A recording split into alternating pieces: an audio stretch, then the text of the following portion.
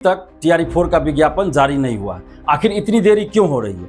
क्या फरवरी, मार्च, अप्रैल में जिस तरह से अधियाचना विज्ञापन का खेल खेला गया उसी तरह इस बार भी हो? पीटी का सिलेबस क्या होगा, फिर मेंस का सिलेबस क्या होगा, पीटी कब होगा, मेंस कब होगा, ये कहां से आ रहा है? ये सब चीजें कैसे बीपीएससी और शिक्षा विभाग की सूचनाएं जो है लीक हो जा रही है? कुछ सब्जेक्ट्स में सीट ही नहीं है तो फिर वैकेंसी का क्या मतलब? आधा अधूरा विज्ञापन, आधा अधूरा वैकेंसी आप क्यों दे रहे हैं? हम माननीय शिक्षा मंत्री जी मिथिलेश तिवारी, जिन सब्जेक्ट में सीट ही नहीं है तो एसटीईटी करके, एसटीईटी पास करके वो क्या करेंगे? क्या मजाक बन गया है बीपीएससी का, शिक्षा विभाग का? और हम ये मांग कर रहे हैं सरकार से, माननीय मुख्यमंत्री जी और शिक्षा मंत्री जी से, कि सभी सब्जेक्ट्स में सम्मानजनक अच्छी खासी सीटों के साथ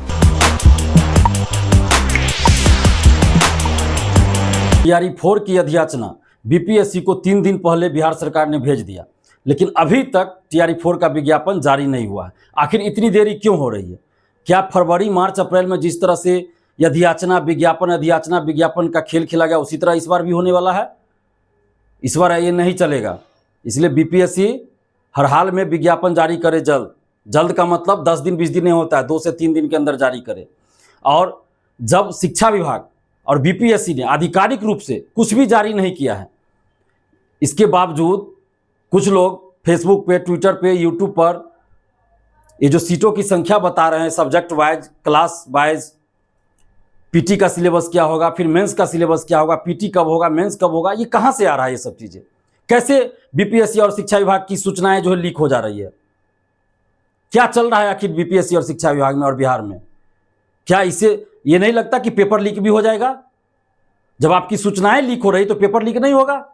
और कौन लोग हैं जो ये सूचना लीक कर रहे हैं? क्यों नहीं वैसे लोगों पे सरकार कार्रवाई करती है? आप आधिकारिक रूप से जारी नहीं करते हैं और वो चीज आपका सोशल साइट पे चल रहा है, कोई यूट्यूबर चला रहा है, कोई कोचिंग वाले चला रहे हैं, कोई कुछ कर रहे हैं।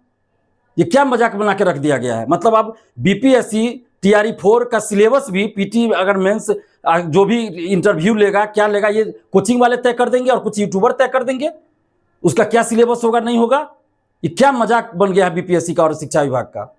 ऐसे लोगों पे कार्रवाई करे बीपीएससी और शिक्षा विभाग और बिहार सरकार। आपकी सूचनाएं कैसे लीक हो रही है? और जो ये वायरल हो रहा है इसके अनुसार कुछ सब्जेक्ट्स में सीट ही नहीं है तो फिर वैकेंसी का क्या मतलब? आधा अधूरा विज्ञापन, आधा अधूरा वैकेंसी आप क्यों दे रहे हैं?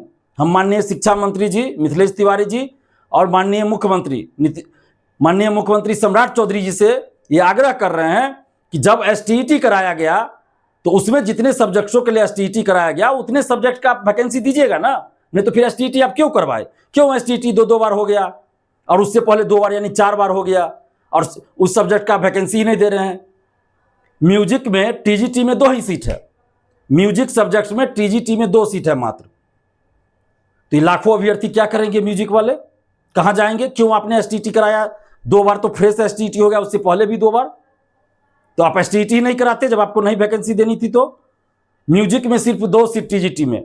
इसके अलावा आप देखिए मैथिली में, मैथिली, भोजपुरी, मगही, अरबी, फारसी, बांग्ला, पाली, प्राकृत, इसके अलावा फिजिकल टीचर, एग्रीकल्चर टीचर, इन सब का बताइए, कोई मतलब ही नहीं है, सीट ही नहीं है। ये जो मैथिली, पाली, बांग्ला, इस सब चीज में सीट ही नहीं है। फिजिकल टीचर में बहुत, आप देखिए फिजिकल टीचर वाले क्या करेंगे, एग्रीकल्चर टीचर का वैकेंसी नहीं आप दे रहे हैं।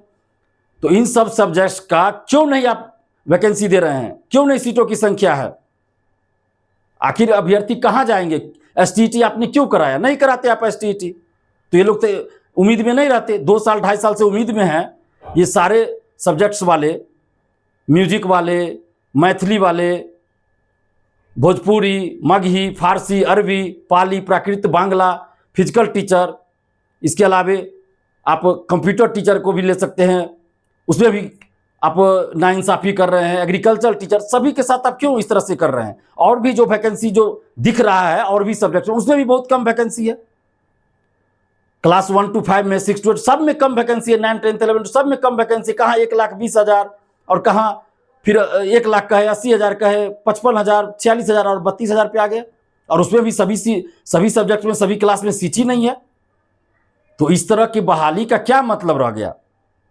इसलिए हम मांग कर रहे हैं, जो अभ्यर्थी आक्रोशित हैं इस बहाली का कोई मतलब ही नहीं रह जाएगा। तो फिर इसलिए सभी सब्जेक्ट्स में आप अच्छी खासी सीटों की संख्या रहनी चाहिए, विज्ञापन जारी कीजिए जल्द से जल्द।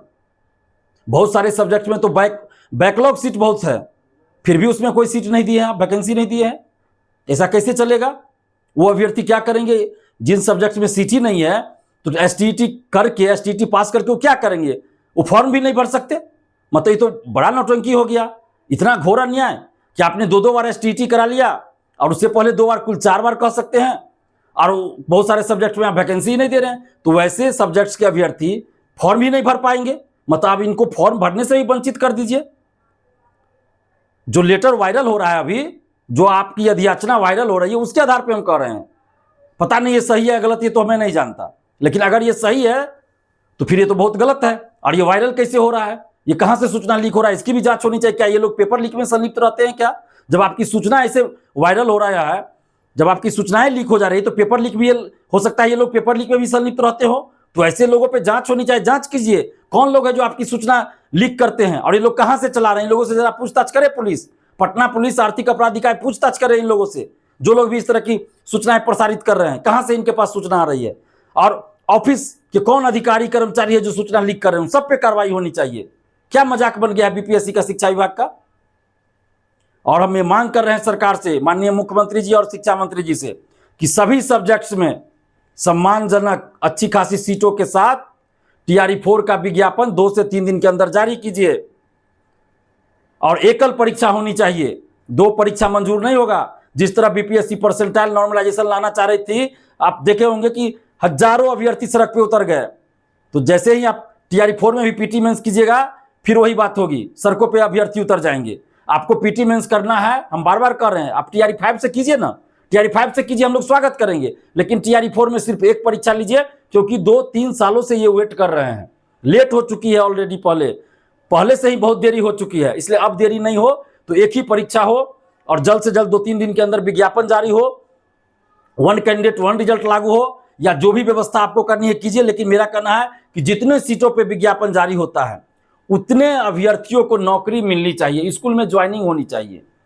ये नहीं कि 32,000 निकाले और सिलेक्शन जो है 10,000 का हुआ, बाकी सीट खाली रह गया। ऐसा नहीं होना चाहिए। जितने सीटों पे विज्ञापन जारी, उतने अभ्यर्थियों को स्कूल में नौकरी मिलनी चाहिए, ज्वाइनिंग होनी चाहिए। आपको 1 कैंडिडेट 1 रिजल्ट व्यवस्था कीजिए, या जो करना है व्यवस्था कीजिए।